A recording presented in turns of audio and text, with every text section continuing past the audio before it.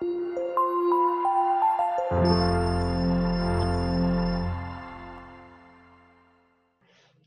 sore kepada para peserta webinar sekalian. Selamat datang di acara webinar kami dari Klinik Hayandra dan Yayasan Hayandra Peduli.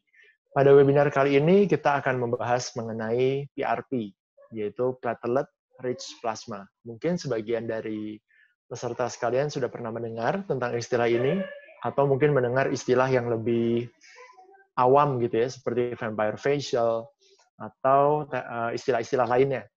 Nah, sebenarnya apa sih itu platelet rich plasma dan apa kegunaannya? Maka PRP ini akan dibahas secara mendalam oleh salah satu narasumber kita pada webinar kali ini, Dr. Krista Eka Putri. Dr. Krista Eka Putri merupakan dokter spesialis bedah plastik. Silakan, Dr. Krista. Halo. Halo. Ya, Dr. Krista akan menjelaskan tentang PRP, kegunaannya, dan peserta sekalian bisa bertanya apa saja terkait dengan PRP ini. Silakan, Dr. Krista. Oke, baik. Terima kasih, Dr. Jo. Sebentar ya, saya share screen dulu. Oke, baik. Sekarang saya mulai ya. Hari ini saya akan sedikit menjelaskan mengenai platelet rich plasma. Selamat sore kepada seluruh para peserta webinar sekalian. Pada hari ini saya akan sedikit cerita mengenai platelet rich plasma. Nah, ini kita lihat bersama ya, platelet rich plasma atau yang biasa disebut sebagai PRP dipopulerkan oleh Miss Kim Kardashian di tahun 2013. Istilah yang waktu itu dipakai adalah vampire facial, dan itu sebenarnya merupakan suatu prosedur mikrodermabrasi dengan menambahkan atau mengaplikasikan PRP ke area wajah untuk tujuan peremajaan kulit.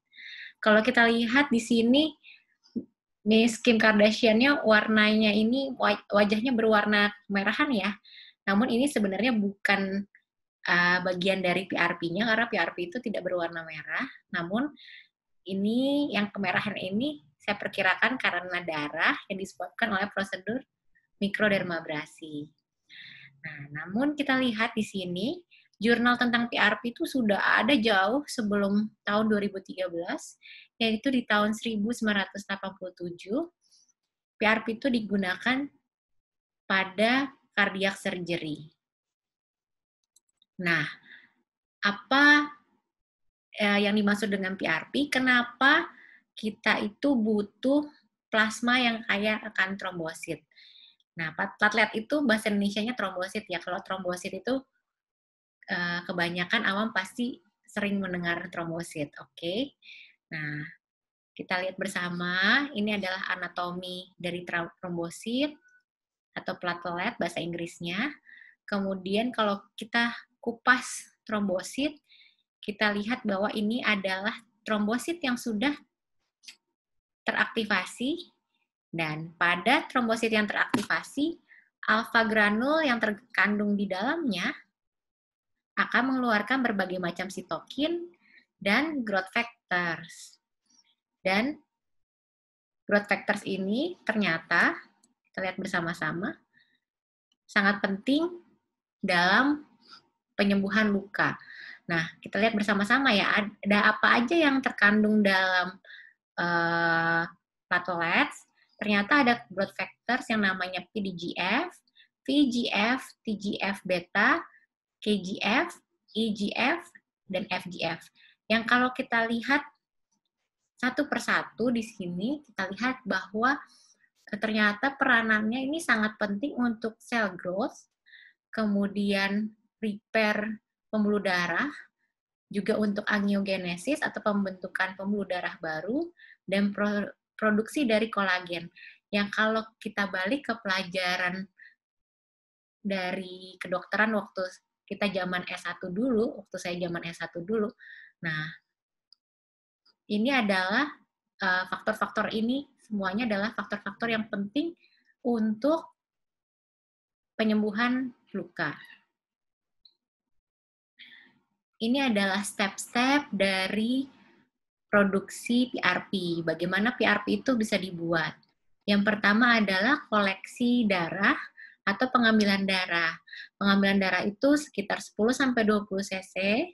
Kemudian setelah kita lakukan pengambilan darah, dilakukan pemisahan platelet atau trombosit dari sel darah merah dengan cara sentrifugasi. Kemudian, step yang tidak kalah pentingnya adalah aktivasi dari trombosit. Kemudian setelah trombosit ini diaktifasi, yang kita harapkan nanti akan keluar growth factors. Nah, setelah itu kita administrasikan PRP-nya sesuai dengan kebutuhan. Kita lihat di sini, ini adalah penggunaan PRP pada bidang bedah plastik. Kita lihat bahwa PRP ini memang sudah luas digunakan untuk face rejuvenation atau anti-wrinkle, dan juga untuk membantu pada kasus-kasus hair loss. Namun kita lihat juga bahwa PRP ini bisa digunakan bersamaan dengan prosedur bedah plastik lainnya. Contohnya, ketika kita misalkan operasi bedah plastik, kita ingin bahwa sesudah operasi tidak begitu bengkak hasilnya. Nah, PRP ini bisa membantu untuk mengurangi bengkak pasca operasi. Kemudian, PRP juga bisa mempercepat penyembuhan luka. Nah, kita lihat lagi bahwa ternyata PRP itu juga sering digunakan untuk meningkatkan fat graft survival. Jadi kalau misalnya kita lakukan tindakan fat graft, kita ingin fat graft yang kita tanam itu hidupnya lebih banyak. Jadi dengan menggunakan apa kita bisa melakukan hal tersebut? Kita dengan cara menambahkan PRP pada fat graft. Kemudian juga kita lihat bahwa PRP ini juga digunakan pada kasus-kasus burn atau luka bakar, juga untuk luka kronik, juga bisa juga pada scar. Oke, kita lihat ya bersama-sama aplikasinya. Nah, ini adalah aplikasi PRP untuk improve fat graft survival. Ini adalah pasien yang datang ke kami dengan keluhan cekung pada pipi sebelah kanannya dan ingin pipinya lebih simetris dibandingkan dengan jika disamakan dengan pipi kirinya. Jadi tidak berbeda. Nah, ini kan kita bisa lihat ya yang sebelah kanan jauh lebih cekung dibandingkan yang sebelah kiri. Kemudian kita lakukan tindakan yang dinamakan fat graft, yaitu memindahkan lemak dari donornya itu dari tubuh pasien sendiri untuk diisikan ke bagian pipi yang cekung. Kemudian ini adalah hasil setelah 3 bulan. Kita lihat bahwa lemak yang diisikan di bagian pipi sebelah kanan itu tidak terlalu banyak yang diserap. Secara teori kita tahu bahwa 30-40% lemak yang kita masukkan ke dalam pasien akan diserap. Nah, dengan penambahan PRP akan meningkatkan fat graft survival-nya. Ini adalah penggunaan PRP pada kasus luka bakar. Ini adalah pasien dengan mid-tip dermal burn karena api. Nah, ini adalah foto pada saat hari kelima, pasien pada saat itu baru datang ke rumah sakit, dan ini adalah setelah dilakukan debris demam atau pembersihan luka dan pemberian PRP yang pertama. Dan ini adalah hari ke-14, di mana pasien dilakukan pembersihan luka juga, dan juga diberikan PRP yang kedua. Dan ini adalah hasilnya di hari ke-28. Nah, kita bisa lihat bahwa lukanya telah sembuh, seluruhnya telah epitelisasi sempurna, tanpa dilakukan tindakan cakok kulit. Ini adalah cerita lain di mana pasien ini sebenarnya datang dengan kondisi 10 hari setelah luka bakar. pasien ini tidak dapat meluruskan lengannya karena sangat nyeri. Jadi posisi lengannya ini terus tertekuk seperti ini. Dan sebenarnya kalau kita lihat lukanya sih tidak terlalu yang dalam sekali, ya sekitar mid-dermal burns. Namun yang menjadi keluhan utama adalah nyerinya. Nyerinya itu sampai VAS score-nya, visual analog scale-nya, sampai 6.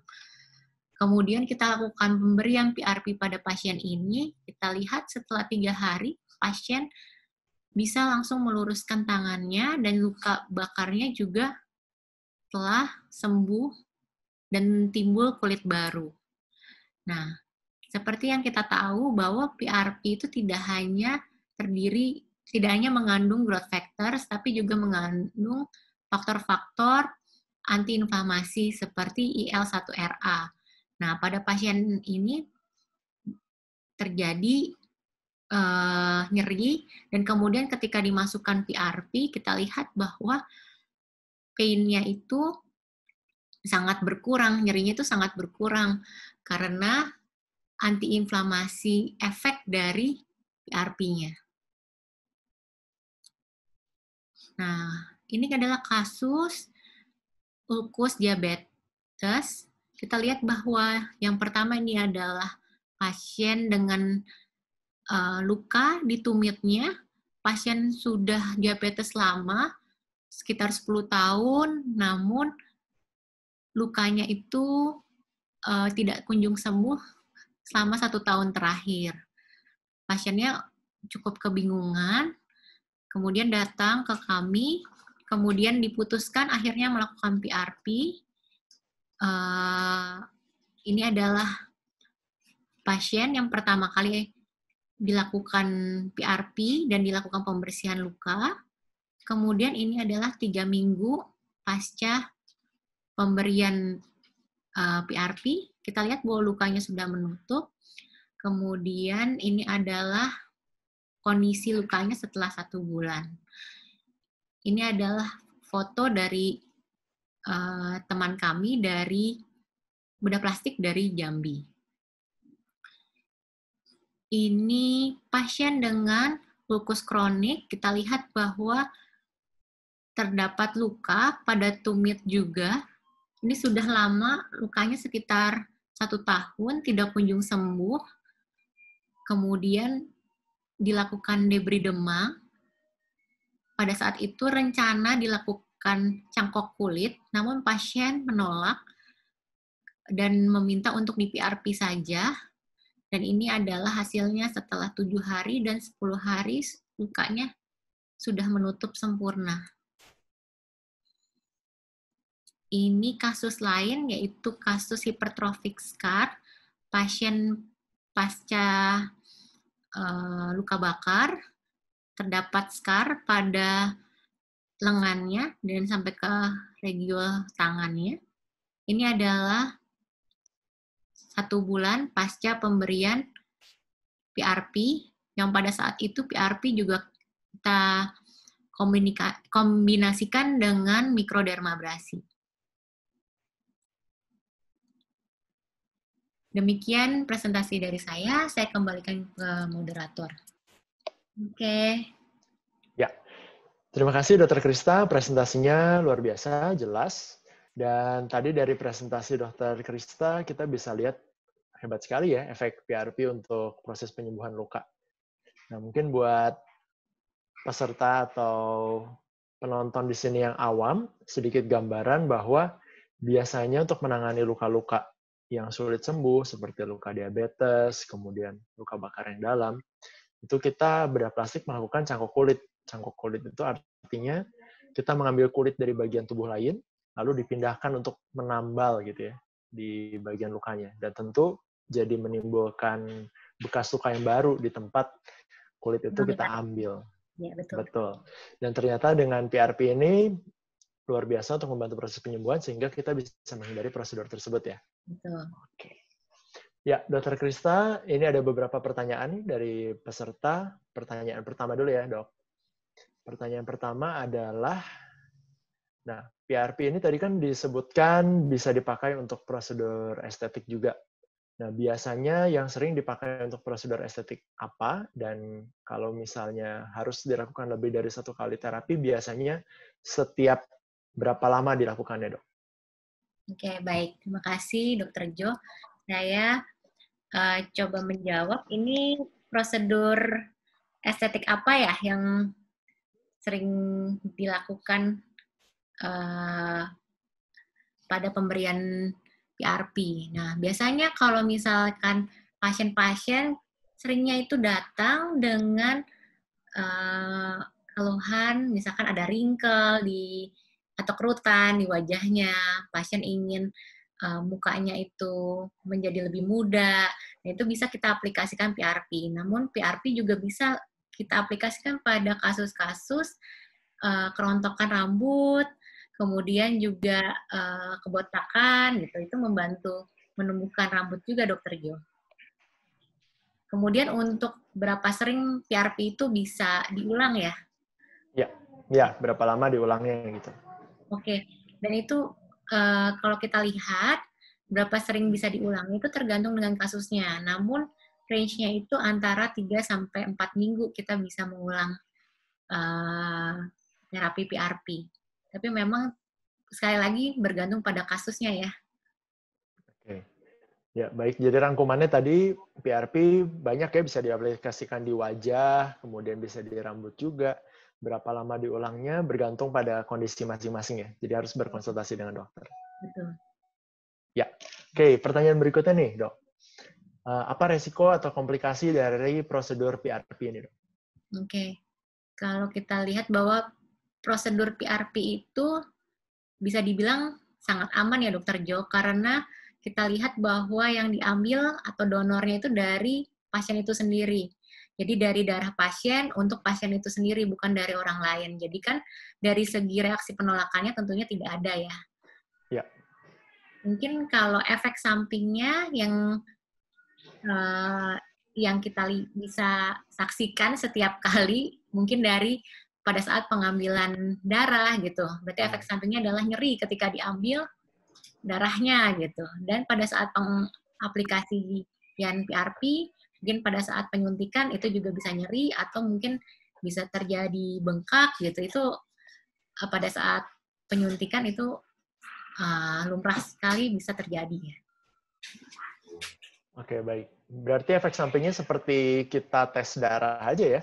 Betul, seperti kita ambil darah gitu ya. Ambil darah ya, bisa nyeri, bisa biru gitu karena pengambilan darah.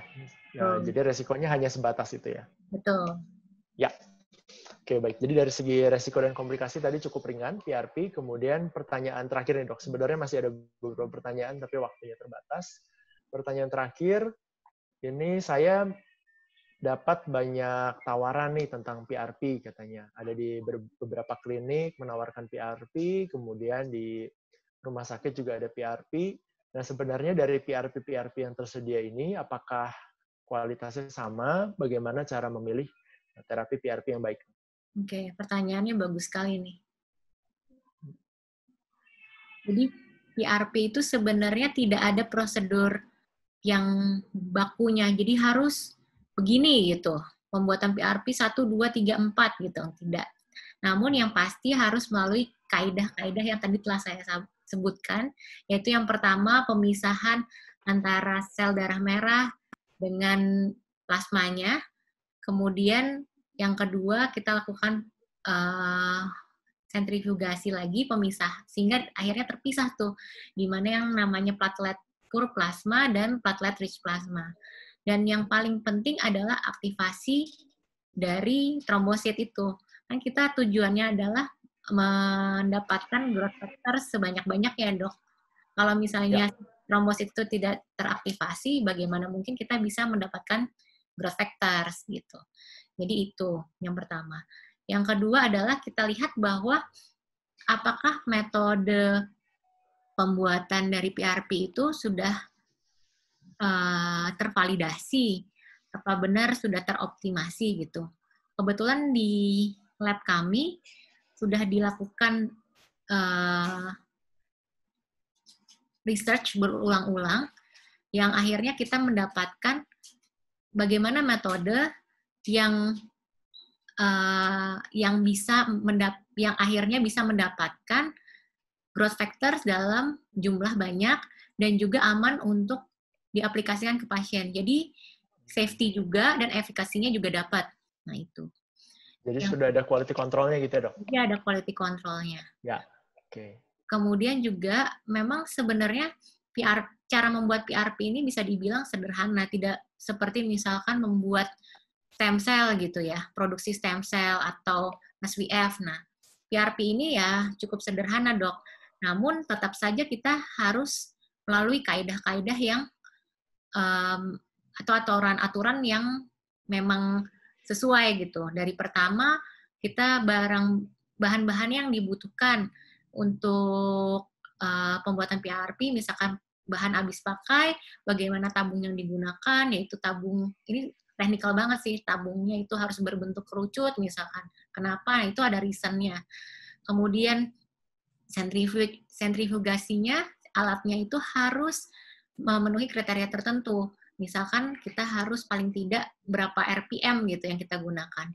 Dan untuk menjamin sterilitasnya itu bukan hanya bersih ya, Dok, tapi yang pasti kan ini akan diaplikasikan ke pasien. Jadi kita harus menjamin sterilitas dari produk tersebut. Nah, kalau di lab kami itu kami menggunakan biosafety cabinet. Jadi benar-benar pasti gitu, benar-benar steril gitu prosedurnya. Oke, baik. Jadi ternyata walaupun processing-nya bisa dikatakan lebih sederhana dari stem cell, tapi detailnya banyak ya, Dok? Detailnya banyak. Nah, dan itu tentu berpengaruh pada kualitas, dan kualitas bisa mempengaruhi efektivitas dari terapinya. Betul, betul sekali. Jadi tidak asal sekali misalkan centrifuge, terus kemudian sudah jadi PRP-nya gitu. Ternyata pembuatan PRP memang harus ada pakem-pakemnya, walaupun tidak ada yang baku sekali gitu ya, harus dengan aktivatornya dengan menggunakan apa, kan setiap lab pasti punya cara-caranya atau punya metode-metode yang sudah tervalidasi atau yang dianggap paling baik gitu dari lab. Oke. Jadi seperti masak gitu ya, Dok ya? Betul. Cara masaknya banyak, tapi kalau mau bikin makanan yang enak itu benar-benar harus delicate, harus memperhatikan detail gitu ya. Betul. Kebetulan Dr. Krista suka masak soalnya.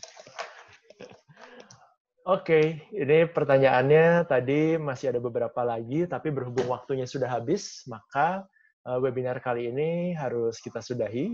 Apabila masih ada pertanyaan-pertanyaan yang belum terjawab, mungkin bisa mencoba mencari informasi lebih lanjut di video-video di YouTube channel kami di Hayandra.